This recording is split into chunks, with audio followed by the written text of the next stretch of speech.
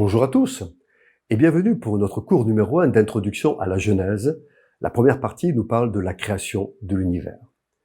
Le livre de la Genèse est le fondement de toute la connaissance et de toute l'histoire de l'humanité. Son étude persévérante et régulière est fondamentale pour comprendre tous les enjeux révélés dans la parole de Dieu. Au cours de ces 9 vidéos sur la Genèse, nous ne ferons qu'effleurer l'étude de ce livre, car il faudrait trop de temps pour une étude complète. Mais c'est aussi pourquoi je vous invite à la fin de chaque cours à lire plusieurs chapitres de la Genèse afin de mieux comprendre ce que nous essaierons d'aborder dans chaque vidéo. Le premier livre de la Bible, la Genèse, raconte dès le premier chapitre la création de l'univers et de la terre. Lisons Genèse 1, les 2 premiers versets. Au commencement, Dieu créa les cieux et la terre. La terre était informe et vide. Il y avait de l'obscurité à la surface de l'abîme. Et l'Esprit de Dieu se mouvait au-dessus des eaux. Le tout premier mot de la Bible est Bereshit, traduit par au commencement. Ça indique le point de départ de toute chose.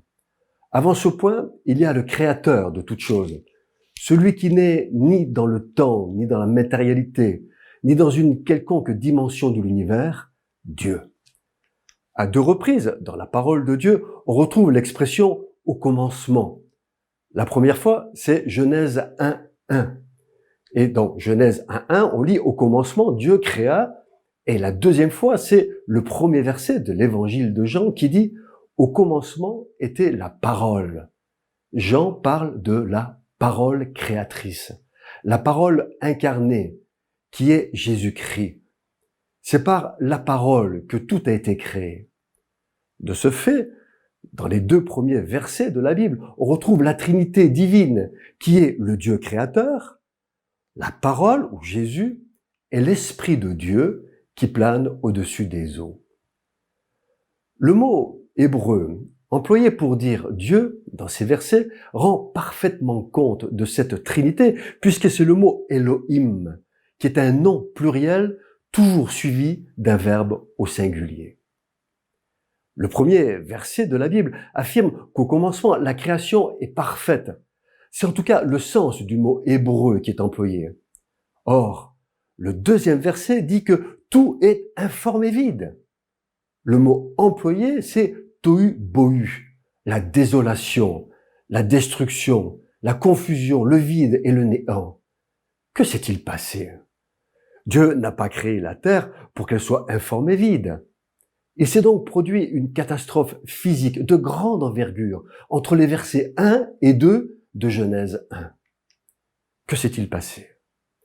Une hypothèse pourrait être que, entre le verset 1, où tout est parfait, et puis le tohu bohu du verset 2, Satan a été précipité sur la terre et a tout détruit. Désormais, le prince de la puissance de l'air règne sur la terre. Voyons maintenant dans Genèse 1 comment Dieu crée l'univers. Dans l'Antiquité, les hommes considéraient la terre comme le centre du monde, tout le reste n'étant qu'un décor pour illuminer la nuit. Le premier verset de la Bible rectifie cette opinion puisque les cieux et la terre sont une création. Plus tard, la théorie de l'évolution prétend au contraire que la cellule originelle s'est constituée au hasard des combinaisons chimiques et biologiques et que l'univers n'a ni commencement ni fin, se développant et se détruisant selon le processus d'un perpétuel recommencement. Mais personne n'explique d'où vient cette cellule originelle. Largement soutenue par les médias, cette théorie est aujourd'hui encore très populaire. Les théories actuelles de la création de la Terre, et les plus répandues, concernent l'origine de la Terre, qui se résumerait dans l'idée d'un univers en expansion, issu d'une explosion originelle. Il y a sans doute des milliards d'années, le Big Bang. Mais là encore, personne n'explique d'où vient cette explosion originelle. Pour nous, chrétiens, le récit de la création exposé dans le premier chapitre de la Genèse est un merveilleux sujet d'admiration de notre Dieu. Rien de ce qui est dit dans la Bible ne peut être contredit sans un minimum de mauvaise foi. La Bible n'est pas un traité de science ou d'histoire, mais lorsqu'elle fait référence à ces domaines, elle ne se trompe pas. La création des cieux et de la terre, telle qu'elle est décrite dans la Genèse, a pour but de faire comprendre aux hommes que Dieu est tout-puissant, que la terre et tout ce qu'elle renferme lui appartient. Dieu a autorité sur toute chose. Il est en dehors du temps et de l'espace. Il sait toute chose et rien ne peut lui échapper. Ce que l'on remarque dans le récit de la création, c'est qu'il est écrit « Dieu dit ». La création se fait par la parole de Dieu. Et il y a dans ces mots une affirmation de la volonté divine de créer l'univers, qui n'est pas le fruit du hasard ni d'une erreur. L'univers est le fruit de la volonté de Dieu. Le mot « créer » qui est employé signifie tirer du néant ou faire quelque chose à partir de rien. Seul Dieu est capable de créer. L'homme, lui, ne fait que transformer. Dieu crée l'univers en 6 jours, par 10 actes créateurs et avec 100 mots dans le texte hébreu.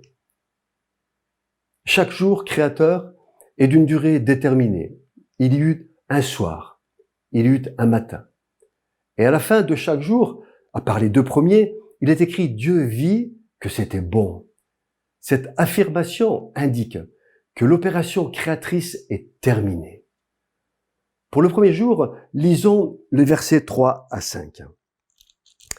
Dieu dit que la lumière soit, et la lumière fut.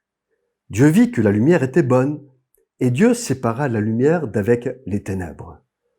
Dieu appela la lumière jour, et il appela les ténèbres nuit. Ainsi, il y eut un soir, et il y eut un matin, ce fut le premier jour.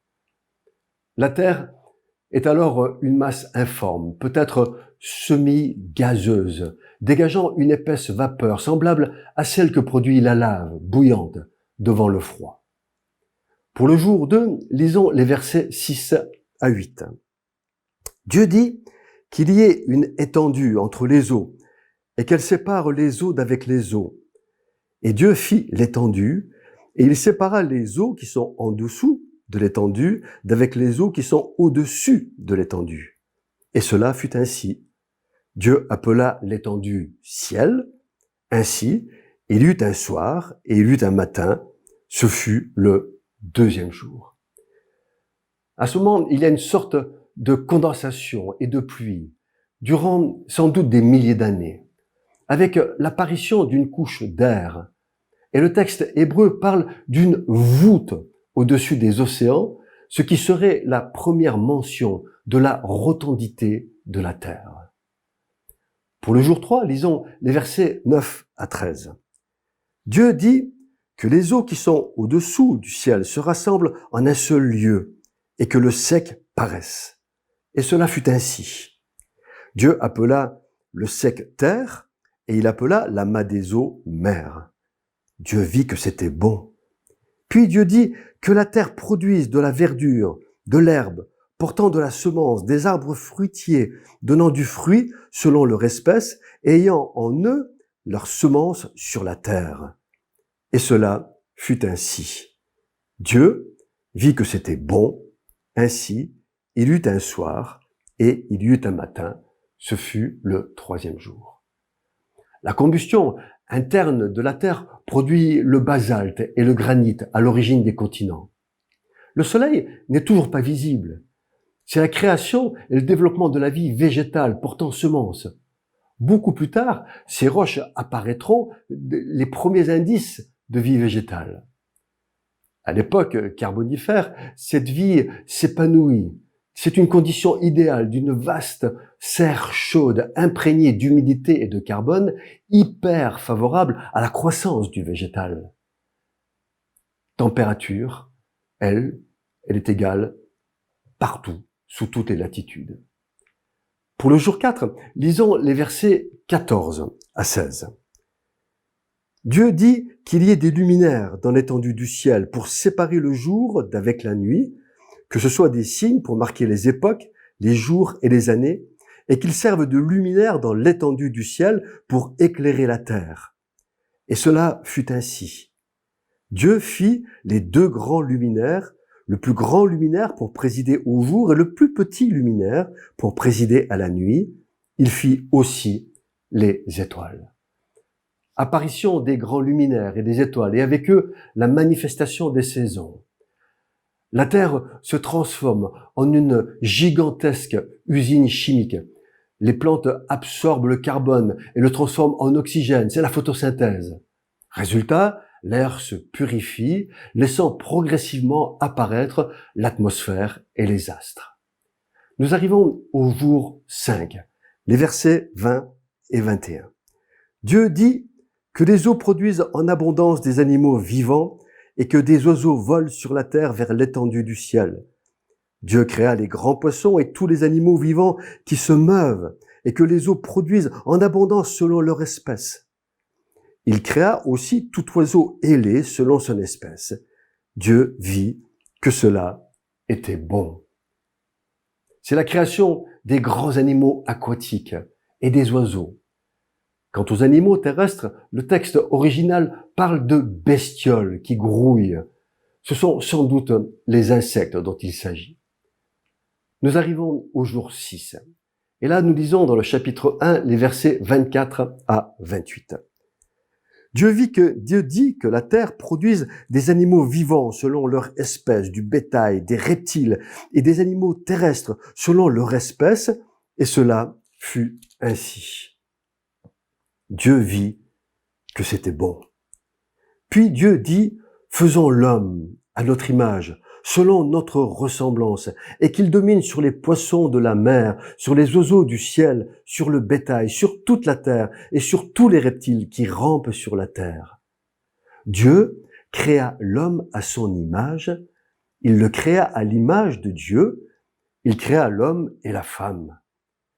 Dieu les bénit et Dieu leur dit, soyez féconds, multipliez, remplissez la terre et assujettissez-la et dominez sur les poissons de la mer, sur les oiseaux du ciel et sur tout animal qui se meuve sur la terre.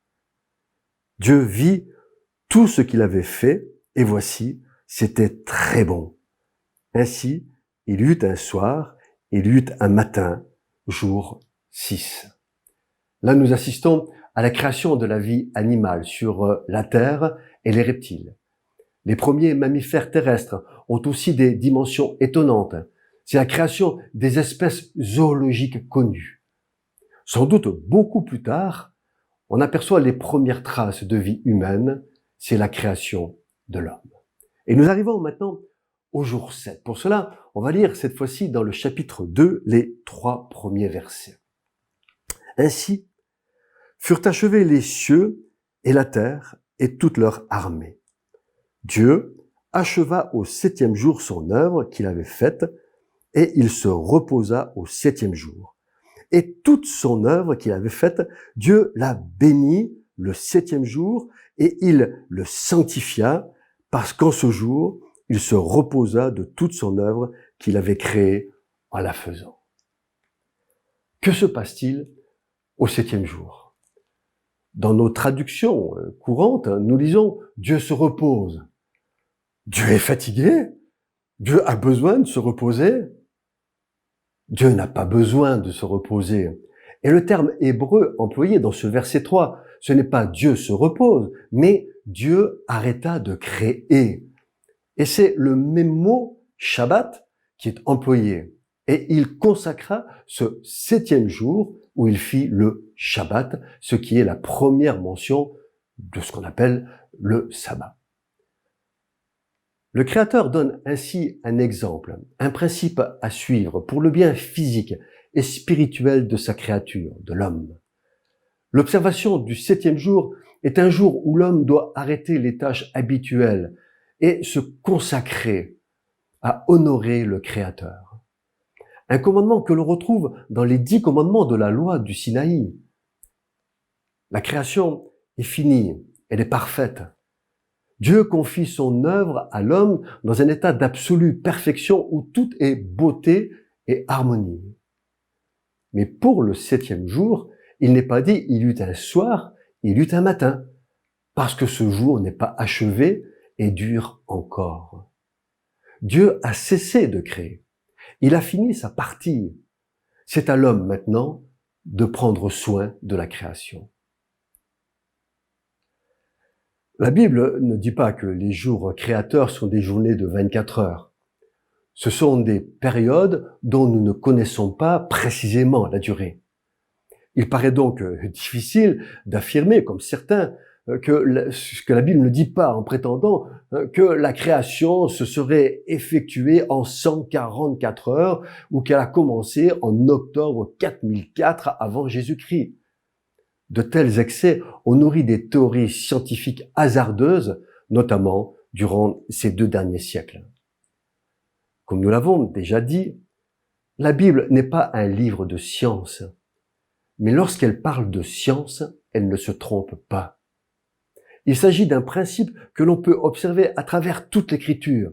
Tous les sujets abordés le sont en pleine connaissance des faits, avec une perfection qui confond les plus grands érudits, tout en s'exprimant dans un langage très sobre, sans chercher à tout expliquer, laissant cette tâche à l'homme. Passons maintenant à la deuxième partie de notre cours. Dieu créa l'homme. L'homme ne descend pas de l'animal. Genèse 1,26 affirme avec clarté et force qu'il a été créé à l'image de Dieu et à sa ressemblance. Cette affirmation que l'homme est fait à l'image et à la ressemblance de Dieu est mystérieuse. En quoi et jusqu'où est-il à la ressemblance de Dieu? En apparence, les sentiments, les pensées? Bien que ces questions demeurent sans réponse, il est possible d'identifier 3 éléments qui nous rapprochent de notre Créateur. La parole. Comme Dieu, l'homme est le seul à s'exprimer avec des mots. Il est doué de langage, ce qui lui permet de communiquer avec d'autres hommes, mais aussi avec son Créateur. La parole permet d'agir sur les choses et sur les gens. Le deuxième, c'est l'abstraction, qui est la deuxième faculté qui nous rapproche de Dieu. Elle nous donne la capacité de se projeter dans l'avenir et faire des projets. Le troisième point, c'est la pensée de l'éternité. Dieu n'a ni commencement de jour ni fin. Il est éternité. Dieu a mis dans le cœur de l'homme la pensée de l'éternité, qui fait que tout homme se demande ce qu'il y a après la mort, croit à l'immortalité de l'âme, même s'il le refuse intellectuellement. Et ainsi, Dieu a créé le premier homme, Adam, à qui il donne l'ordre de remplir la terre, de l'étudier et l'organiser, en contrepartie de quoi il lui assure la nourriture. C'est le principe même d'alliance qui intègre les devoirs et les responsabilités, les bénéfices de chaque partie. Les dons que le Créateur accorde sont proportionnels à la tâche à réaliser. C'est la première des 7 alliances fondamentales de Dieu avec l'homme. La mission d'Adam dans cette alliance est de cultiver le jardin en Éden et le garder. Et dans ce jardin, il y a un danger, Satan. Satan est un ange déchu qui a été précipité sur la terre. Orgueilleux et jaloux, il veut détruire l'œuvre de Dieu. On ne sait de quelle manière il pénètre dans le jardin qui est sous la responsabilité d'Adam. Mais déjà, il commence son œuvre de manipulation, mensonge, confusion et de séduction, œuvre qui se poursuit jusqu'à aujourd'hui. Cet ordre que Dieu donne à Adam de garder le jardin est aussi le moyen d'éprouver sa fidélité et sa persévérance avant de lui confier des choses plus grandes. Il faut qu'Adam prouve qu'il est digne de recevoir le règne. C'est ce que l'on peut appeler l'épreuve de l'obéissance. C'est aussi de cette manière que Dieu agit aujourd'hui, encore, avec tous ceux qui veulent le suivre et devenir disciples de Jésus-Christ. L'appel de Dieu à lui obéir n'exclut jamais la responsabilité de l'individu. Dieu appelle tous les hommes, mais bien peu répondent à cet appel. Puis, Dieu donne à Adam une aide semblable à lui, Ève. L'homme ne peut rester seul durablement. Celui qui s'isole volontairement est en danger. L'homme est fait pour partager avec ses semblables, avoir des projets et construire ensemble. C'est une séduction et une illusion de croire qu'il est possible de vivre retiré du monde, loin de l'Église et de la communion fraternelle. C'est une illusion de croire que l'on a besoin de personne. La solitude détruit l'homme, elle est mauvaise conseillère. Dieu donne à l'homme l'aide dont il a besoin. Et l'union entre le premier homme et la femme est une préfiguration de l'union entre Christ et son épouse, l'Église révélée par le Nouveau Testament. De la même manière que Ève fut tirée d'une côte d'Adam, l'Église est un édifice spirituel tiré du côté percé de Christ. Pour terminer ce premier cours, j'aimerais voir une caractéristique très importante de Genèse au chapitre 2, verset 5. Ce verset dit « L'Éternel Dieu n'avait pas fait pleuvoir sur la terre et il n'y avait point d'homme pour cultiver le sol. » C'est ici pour la première fois qu'apparaît le nom de Dieu dans son expression la plus sainte, qui sont 4 lettres, qui sont Y, H, V, H, traduites imparfaitement par l'Éternel. C'est ce que l'on appelle le tétragramme et c'est la première fois qu'il apparaît dans la Bible.